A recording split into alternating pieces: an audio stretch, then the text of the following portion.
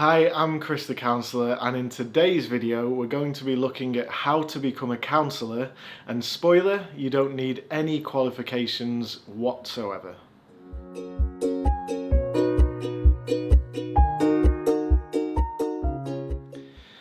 So in this video I'm going to take you through the 3 stages that are involved in becoming a qualified counsellor, and you don't need any previous experience or qualifications to begin the training and complete the training as a qualified counsellor.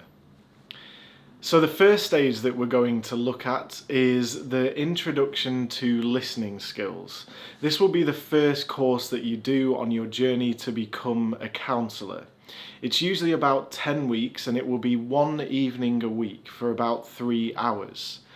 This level is a really good introduction to listening skills and will give you a really good idea of whether you want to become a counsellor or pursue further training. I know for myself it was a great way of getting a taster and seeing if this is training that I want to continue through the other levels. At this level, you're just going to be learning basic listening skills and practicing these with other members of your group. It will be teaching you things like paraphrasing, reflection, empathy, the type of qualities that you would associate with being a counsellor. What will also be helpful is at the end of this level, they should also give you an outline of further training and what you can go on to next. It will also tell you if you can do the training at the same establishment or where else you can do the training in the area. I'm going to put some links in the description so you can find your nearest centre for completing counselling training. Once you've completed level 1, you then go on to the next stage of counselling. This will most likely be a level 2 introduction to counselling skills or study. This will involve deepening your knowledge and practice of listening skills to use as a counsellor. As well as this, it will start introducing counselling theory and approaches into your learning. This is really helpful to know the different approaches to counselling so you can know what approach you want to pursue when you get further down the line in your training. As well as this, you're going to be developing your self-awareness. In the counselling theory, you're going to be learning theories that you can check out on yourself. This will be things like your values, maybe a little bit about your personal history, and developing self-awareness is a really important part of becoming a counsellor.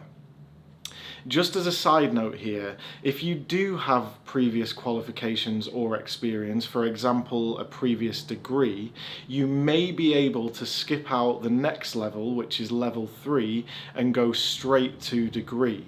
But in this video I want to focus on not having any qualifications at all, in which case from level 2 you will then go on to level 3. Level 3 is going to be building on the knowledge and practice that you've already done on level 1 and level 2. So again, it's going to even further enhance your listening skills, it's going to further enhance your counselling knowledge around theory and approaches, and will give you practice in this arena as well. The level 2 and the level 3 are a full academic year, which is about 30 weeks, and again will just be 1 evening a week, so about 3 hours. This will be the kind of middle part of your counselling training. From here you will decide if you want to continue your training as a counsellor and go on to the next stage. The final stage of counselling training will either be a diploma or a degree. This is usually a very big step up from level 3, and whereas the other levels have kind of overlapped a little bit and flowed into each other, the level 4 is a markable difference and a big step up in your training experience. This is both because it's a larger commitment and also you're going to be looking at theory and skills at a much deeper level. As well as the classroom hours that you're going to do on the diploma, which will be about 1 day a week for 2 years, you're also going to be doing things outside of the course. This will involve having a placement where you build your experience of counselling with real life clients. Most courses have a minimum requirement of gaining 100 client hours before you can qualify as a counsellor. As well as this, as part of your placement, you will also have supervision. This will be a minimum of 1.5 hours every month and is basically a way to reflect on your counselling practice with a qualified counsellor.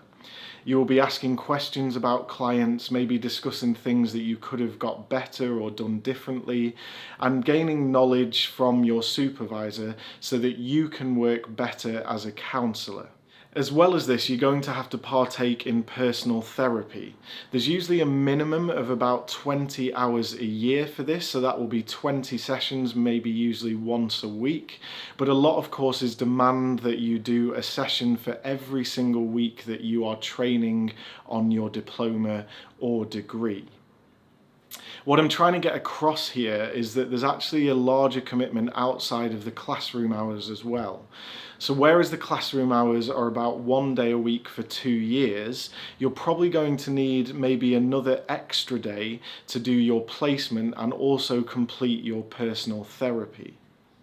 Another important thing about this stage is at this point you need to decide what approach to counselling you want to study. During level 2 and 3, you're going to be learning about the different approaches to counselling and also the theory. This will help you decide what approach you want to use as a counsellor.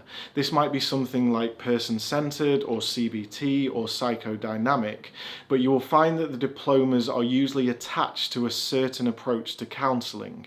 So you need to have an idea of the approach that you want to specialise in as a counsellor. So hopefully you can see, as I was saying, that the diploma is a big step up from the other levels. It's a much larger commitment and the workload is a lot greater than the previous levels as well. What I will say though is that if you've got to this stage, you're probably serious about becoming a counsellor as your profession or career. A lot of people will do level 1 to 3 just to enhance their listening skills that they can use in everyday life or their current area of work. If you're going on to the final stage to do a diploma or a degree, then you're probably going to want to become a counsellor as a career and so are willing to take on these extra commitments and requirements to qualify as a counsellor. Hopefully this video has given you a good outline of the different stages and levels that are involved to become a qualified counsellor. I hope it's also shown you that you don't need any previous experience or qualifications to begin and complete your training. If there are any questions or anything I haven't answered in this video, then please leave a comment below. I will also put a link in the description to some helpful articles and also ways that you can find your nearest training centre. If you haven't already, then please subscribe to the channel and thank you very much for watching this video.